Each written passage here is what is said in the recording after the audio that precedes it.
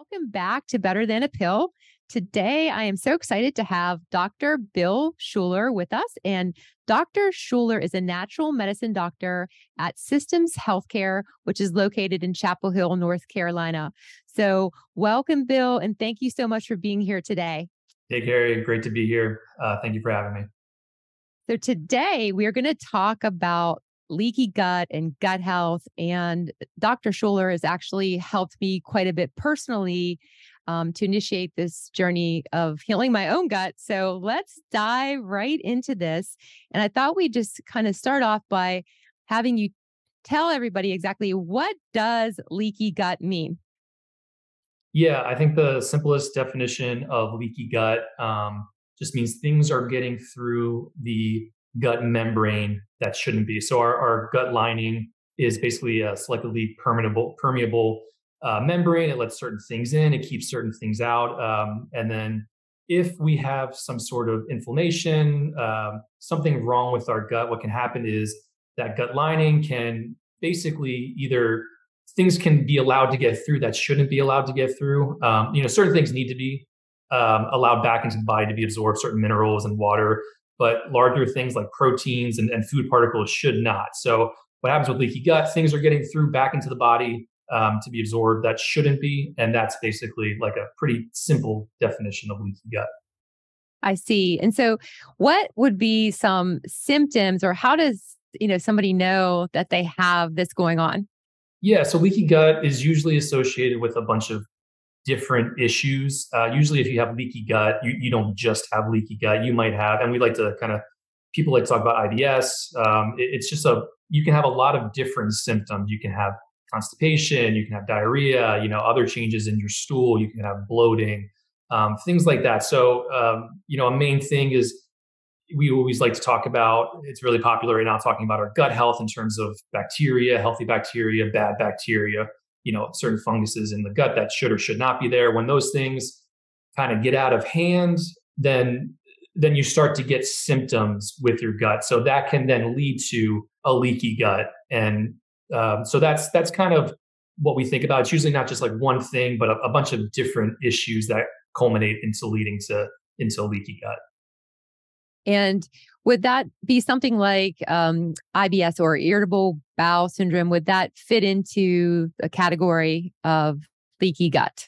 Yeah. So let's say, just kind of like I was saying, like IBS, irritable bowel syndrome is kind of a catchphrase for a bunch of different symptoms that doesn't really have a full-on diagnosis other than, hey, you have discomfort in your abdominal area, you have discomfort in your gut, you might have a bunch of different issues. We see a lot of bloating after eating. So typically when that happens, we already know that something's going on with your gut. You shouldn't have a lot of bloating after eating. Maybe you're eating something that you have an allergy to, or maybe you have dysbiosis in your gut with your gut bacteria. So that then will lead to leaky gut. I don't want to say everyone has it, but if you have any sort of issues with your gut, most likely no one's gut is perfect. So typically things are kind of getting past that wall or that membrane that shouldn't be. So yeah, IBS definitely fits into it, and you can even put leaky gut into a symptom of IBS, sort of that catchphrase of a bunch of different symptoms. Yeah. So understanding that IBS, it kind of fits into one of the, things that could be going on if you do have leaky gut, and that could include things like bloating or irregular stools. I'm just curious as to like, if somebody does have the leaky gut, what else might they be feeling or experiencing that would lead them to seek help? Yeah. Leaky gut is, and other things that could be kind of other symptoms. A lot of times people will be feeling, fatigue or anxiety or depression. Most of our neurotransmitters, especially serotonin and dopamine, are made in our gut. So if anyone's having any sort of anxiety or depression or mental symptoms like that, that could also be something going on with your gut. We can get skin conditions like eczema or rashes that might not be going away with the antifungal cream that maybe your doctor prescribes because that's what they think it is. It can lead to autoimmune conditions. I don't know we'll probably talk about this at some point, but a big thing with food particles like gluten and casein getting into the bloodstream, it's something called molecular mimicry. can cause your body to create antibodies against your thyroid or other parts of your body, leading to an autoimmune condition. So people, we see a lot of patients that have exhausted a lot of their options and cannot figure out what is going on. And it might not just be their gut, but a lot of times the gut is the culprit, even if they don't realize that that is the issue.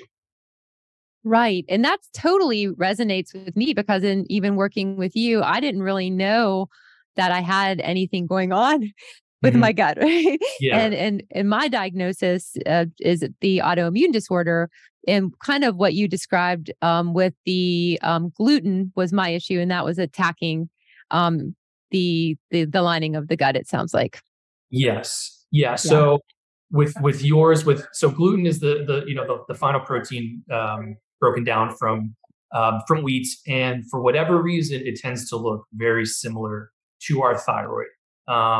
So when that then is able to escape our gut, which it should never be allowed to, it's too big of a particle. It gets into our bloodstream. Our body sees it as a foreign invader and creates antibodies against it. And then once that's taken care of, those antibodies are still present. And for whatever reason, like I said before, your thyroid it looks very similar to that antibody. So then it then attacks it. And then it sees that there's this thyroid here that is, for whatever reason, now thought of as a foreign invader. And then those antibodies keep being produced. So, and then as you keep feeding your body more gluten, the cycle continues. So, our goal is to figure out what is driving that autoimmune condition. It doesn't always have to be gluten. It could be a different food allergy. It could be some sort of infection, a virus. Many different things can kind of cause this, but our goal is to find what's causing it and then calm down that immune response. So yeah, there's a lot of different. Everyone's individualized. Everyone can have the same. People can have the very same issues, but very different reasons for why they're experiencing it. right. And it's kind of almost in your role as being a detective through your testing and everything to get to the bottom of exactly what is going on with each individual that may be experiencing things with the leaky gut. And like in my case, it was an autoimmune disease, but it could be many other things as you're describing. And even within the realm of an autoimmune disease, there could be many different triggers going on, Right. right? Yes. Right. And so, with autoimmune conditions, everyone talks about inflammation, but, inflammation is very important to make sure that that is being controlled. One of the main things people, don't realize is people who are most susceptible to autoimmune conditions are people who already have an autoimmune condition. So, sort of like having an autoimmune condition, you're now susceptible to having further autoimmune issues. So it might start with Hashimoto's. It might move then actually to having a gut autoimmune condition like with Crohn's or something like that. So we want to make sure that immune system. It takes a little bit of time, but we want to make that sure that immune system, even though there is something going on, we want to make sure it's contained and controlled and calm it down. Okay. Yeah, that totally makes sense. And it sounds like there's so much going on there in terms of, we're talking about the gut health with the immune system. Hmm. Everything's kind of pointing in that direction. Um, and so, yeah, because I hear a lot, from the women I'm working with and even some that may be listening today that they have IBS, right? And Yeah. so this is really good information because it's more than just IBS. IBS is just a symptom and really, there's more going on there. So I would say, so I'm just curious, what are some practical things that someone could start doing right now if, they're having issues with their gut? It could be leaky gut, their gut health, but they don't necessarily want to go, they don't feel like they need to go see the professional just quite yet. Yeah. Yeah. So, I mean, with everything that we do, a patient's lifestyle is going to be the most important thing. I like to say that Mm. we kind of like give you a kickstart. We kind of give you the information you need, but there are also times where, as much as you can do, maybe it might not quite be enough. The body should always be able to heal itself, but if it's been under too much stress for too long, and maybe you don't realize you have that food allergy and you're continuing to eat it, then maybe you do need someone to help you out, get you on the right path, and help your immune system out. But it's always great when patients come in and they're doing everything at home that they should be. The easiest thing that everyone knows, but it's the hardest thing to do is diet, right? So getting your diet under control, eating simple foods, eating proper foods. The thought used to be when gut health was really coming along was probiotics, right? Getting the gut bacteria, getting more fermented foods, things like that. And those are good, but I think the research is now more leaning towards vegetables are probably the most important thing for your gut. Lots of different types of vegetables, cooked vegetables, things to help heal that lining of the gut, but also not really feed maybe the bad bacteria that's in the gut. So lifestyle and then movement. I know you are someone who advocates that a lot. So proper movements, getting the body moving throughout the day, not lounging around, sitting down, and things like that. So it sounds really easy and dumb, but diet and exercise with being the two main things for lifestyle. Yeah, but there's power in that for sure. I mean, just breaking down so much there involved with the diet. And then, when just breaking down the things that, somebody's looking at their diet and they think that they may be doing things in a healthy manner, you may find out that might not be the case. Hmm. And, I would say, like you're saying, like the vegetables, that's great. And you're saying cooked vegetables, which I'd like you to kind of expand upon. Cooked vegetables are easier to digest, correct? Is that Yeah, why? that's everyone. There's even in the our community with applied kinesiology.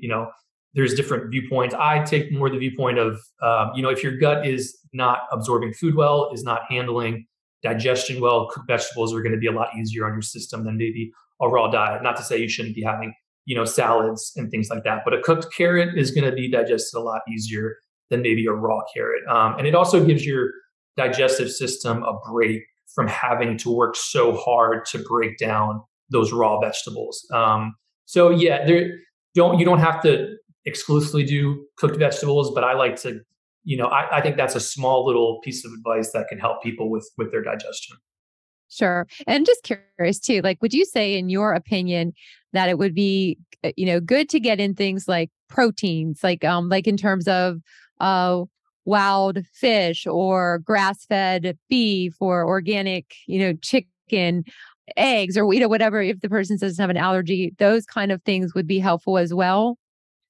Yeah, we are big advocates of animal meats. Not to say like you should be eating a carnivore diet, but there's limitations on how much meat maybe you should be eating, but there is so much. And I think Dr. Gangemi, who works in my office as well, who and who you've interviewed, he talked about what grass-fed animal meats can provide that maybe other vegetables or fats cannot provide. So yeah, we're big advocates of that, getting proper fats in your diet from those animal meats. So yeah, no, those are really important. I don't like to say you should be on one. Diets take a lot of trial and error to find out what works for you. But as long as you start with something that is generally good for you, like a lot of people start with paleo diets and then work their way into what works for them. But yeah, typically people eating meat, that seems to be a lot better for people, and people get better much faster than people who do not eat meats. Right. And you see a lot of people that are eating, let's say, grains, and it may be a specific type of grain, but the category of grains that seems to sometimes trigger issues in people. Yeah, whether it's gluten, whether it's wheat itself, or just grains in general, people might have way too many grains in their diet as a percentage of what they're eating compared to um, protein and fats, or vegetables, things like that. So a lot of people will in the morning have just carbohydrates for breakfast. A lot of people will be snacking with fruits, and fruits are sort of a controversial topic of whether or not they're super healthy for you. I think they are healthy for you, but they also, even though it's fructose, it's a better maybe potentially type of sugar than from carbohydrates. It's still going to affect your blood sugar. So I always tell people, if you're going to eat carbohydrates or fruits, maybe pair it with a fat or a protein. So yes, so a lot of times people are eating too many carbs. It can be affecting their blood sugar levels. It could be affecting their pancreas, causing insulin issues. So, and insulin can cause havoc all over the body, especially with the thyroid. So yes, a lot of people, some people are eating too many carbohydrates, but you still do need to eat carbohydrates. I'm not someone who thinks you should be eating no carbohydrates. So Right. Yeah, that's interesting. Yeah. And I think that, yeah, like you're saying, it definitely can be individualized, but I definitely took from you and even just working with you personally that pairing the fruit with something else. And so now, like part of my daily routine is when I have my apple, I pair it with walnuts mhm. immediately, you know? Good. Yeah. Yeah. And Great. I can honestly share with everybody that it works. I don't have the fatigue that I was having. I think that was probably related to the blood sugar spikes that I was Mhm. experiencing just from the fruit. Um, and then I think the other fruit that I know in working with you, you recommended a lot was like a berry. And so I incorporate a little bit of blueberries into a smoothie and things like that. So you can still get the things that you need in an Yeah. individualized way. Yeah. Yeah, they have wonderful properties. Fruit. They have so many great things about them, but sometimes the cons outweigh the pros in certain aspects. So, but yeah, low glycemic uh, fruits on the lower end of the glycemic scale are definitely going to be better for you. Excellent. And so, yeah, it sounds like a lot people can do a lot of good for their body just by addressing the diet. And then you also mentioned stress, and I know that the body can be stressed in many ways. It can be physical stress going on, and it also can be emotional stress. And so, I'm going to guess that if somebody were to target it, the next area that might be something that they could get a grip on. Yeah, and easier said than done, right? Stress is everyone talks about. Get your stress under control. Get your emotional baggage, taken care of. You know, find your dream job. So it's like really hard to get all of your stress under control.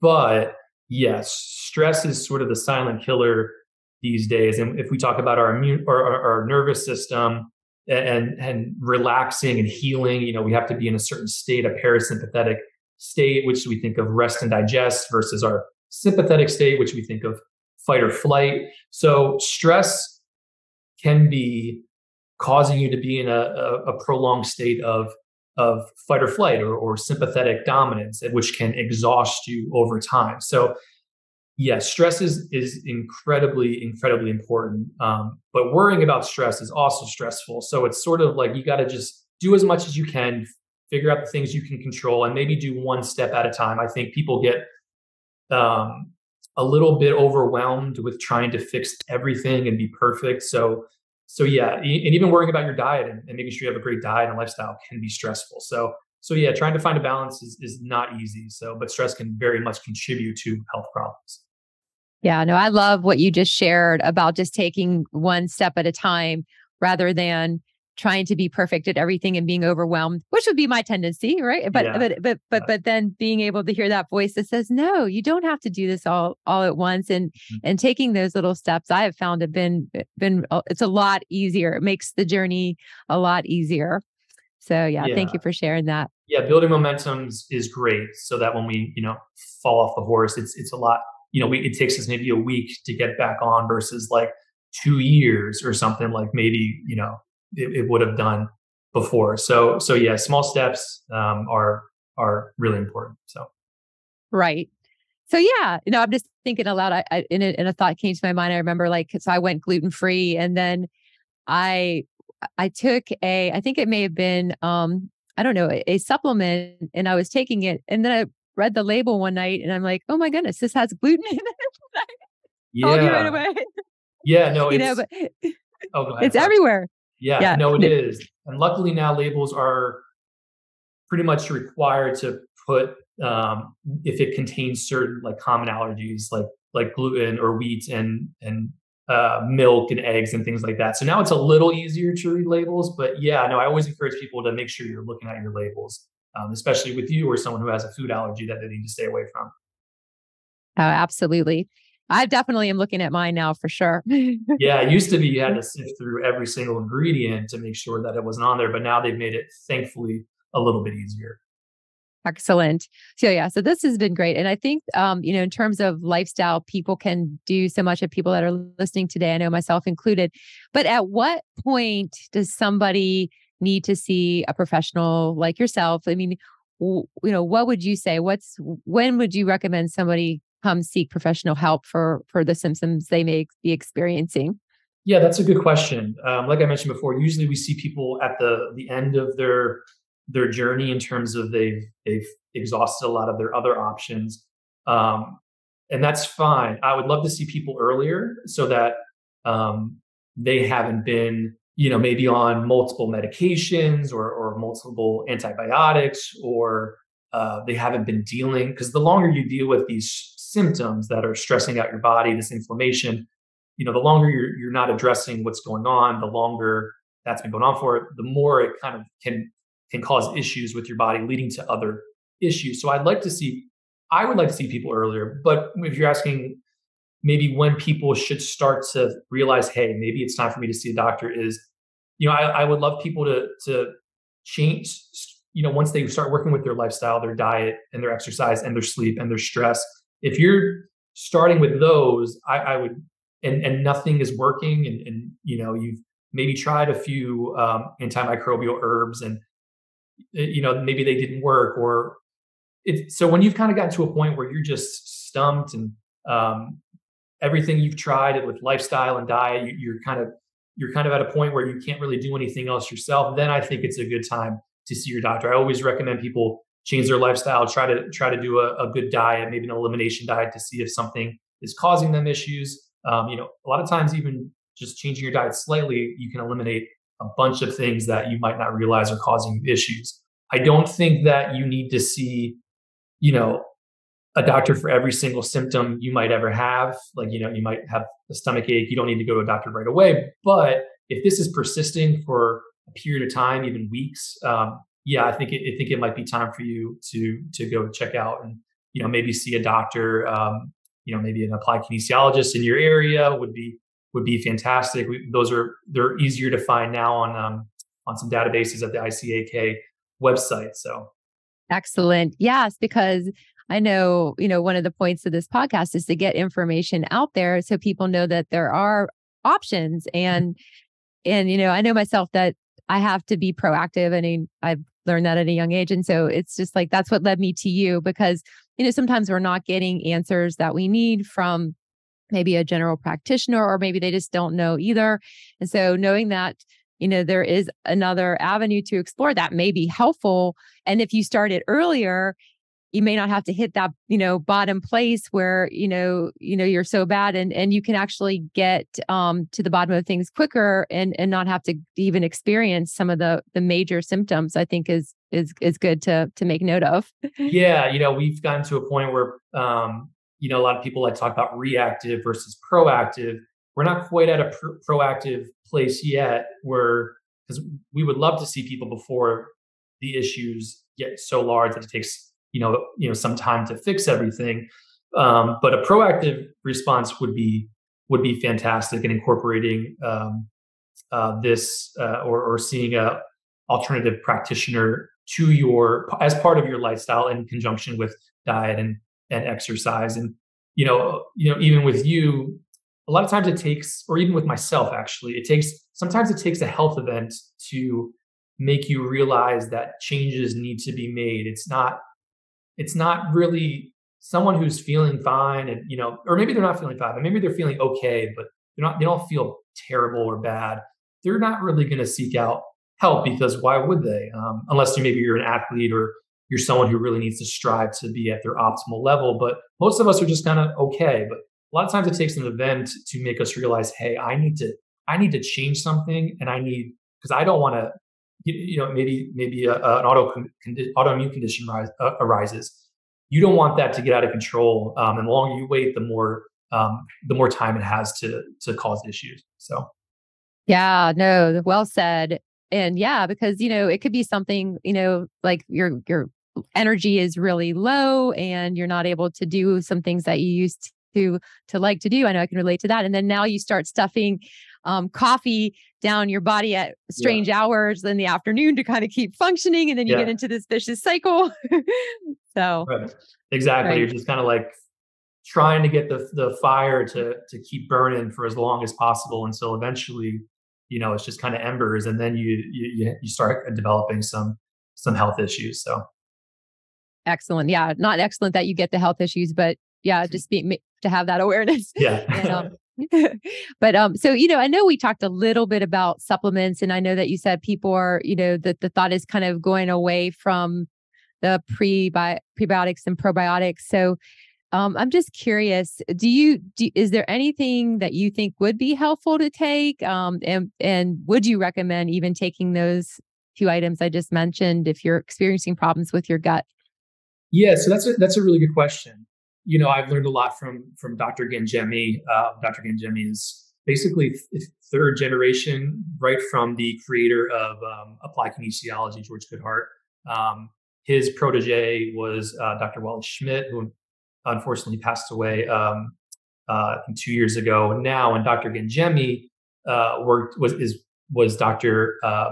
Wally Schmidt's protege. So I've learned a lot from them, and this sort of all the knowledge that they've gathered at this time. And we don't use a lot of probiotics. It can be good after taking antibiotics, maybe a broad spectrum antibiotic from your doctor to repopulate that growth. But a lot of times, if we're taking a probiotic and we have a dysbiosis, meaning that there's too much bad bacteria than there is good bacteria, then we can just kind of be fueling the fire down there and increasing some inflammation. Not to say that fermented foods aren't good to eat, because they definitely are, but things to take, it's hard because I've now gotten into this sense.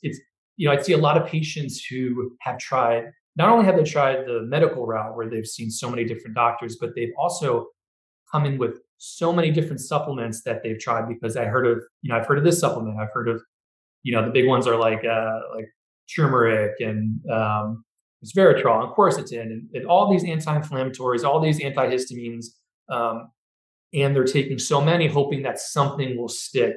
And so I don't want people to get into the habit of that. It is hard to really pinpoint one or two that you should be taking, because we don't like to think about it in the sense that this is something everyone should take. This is the protocol that everyone should follow. It's more, what do you need specifically? Like someone might actually need curcumin or turmeric to help with their inflammation. Somebody else might need a quercetin or a grapeseed extract or something like that, or a specific herb. So it's really hard for me to say that people should be just try taking this and hopefully it will help, because that kind of goes against our philosophy of we are very specific in what we want people to take. But I do get that not everyone has access to, not everyone's in North Carolina. Not everyone can have access to maybe an applied kinesiologist. So, I have nothing against maybe taking a curcumin or a turmeric or resveratrol, but maybe try one at a time and see how you do. And if it doesn't work, maybe try something else. But there are some. Let me see. There are a couple anti microbials that we have that are pretty, that people can take. One is Malia. One is Morinda. We have like Astragalus, things like that. So, but again, I don't like to tell people that they should, put everyone in a box that they should take certain things. So. Sure. No, that's helpful. And there's value in that. Would you say those three names again, though? The ones that you So just mentioned? yeah, those, I'm kind of trying to think of ones that are pretty popular in our office. Ones that we kind of find are Melia, Melia, Morinda, also called Nani. Another one is maybe Chinese skullcap. We use a decent amount. We have many herbs, and they're all very specific to that strand of maybe bacteria or virus or fungus that you might have. So, but those Astragalus, golden seal, those are typical ones that and also vitamin A and vitamin D, things like that can also really help the immune system when you have a gut issue going on. Great. Yeah. And then in addition, you had mentioned the fermented foods, which is another, another food that somebody can eat that's almost like a supplement in lieu of a prebiotic, probiotic, right? Yeah. So Yeah. if you start taking a probiotic and you feel bad, or if you start taking, if you start drinking like kefir, or doing a bunch of fermented food and you're not feeling good, don't think that it's like a die-off symptom. We don't love to think about, there can be, detox symptoms, but if you start taking something and you start feeling weird, or kind of a little bit like anxious, or your stomach hurts, definitely don't. You can maybe give it another day or two to see if that goes away, but don't continue taking it thinking like, oh, it's just die off. I'm detoxing. I'm gonna feel good. Then, because what you're probably doing is just feeding that gut bacteria. That's a problem. I see. And actually, in terms of fermented foods, I know that sauerkraut is a good one. And you mentioned, how do you say it? Kefir? I used to say, yeah, I always say things wrong. Everyone does. I used to say kefir. Yeah. I think it's kefir. Trying to Okay. pronounce correctly. I think it's kefir. But yeah, sauerkraut. Those are all fine to take. And you don't need to take like you know 2 cups of it, or like a quart of it. You can just do like a teaspoon or a tablespoon, and do okay with it. So Sure. Yeah, no, I thought I was saying it wrong. I call it kefir. So it's the same thing. It's definitely the same okay. thing. So Yeah, we know it is. Okay, yeah. excellent. Awesome. Well, thank you so much for coming on today and Mhm. sharing so much valuable information about the gut and gut health and so much more. And for all of you listening today, if you want to know more about Dr. Schuler's work, I have included the link to his website in the description of this episode. So thank you again, Dr. Schuler, for being here. Yeah, thank you so much for having me. I love talking about everything that I do, and any questions that people have, and anything to do with the health. So I enjoy working with you, and thank you for having me on the show. Absolutely. And thank you all for tuning in. And remember, we do episodes weekly on Wednesday. And I look forward to seeing you or tuning in next week. Take care.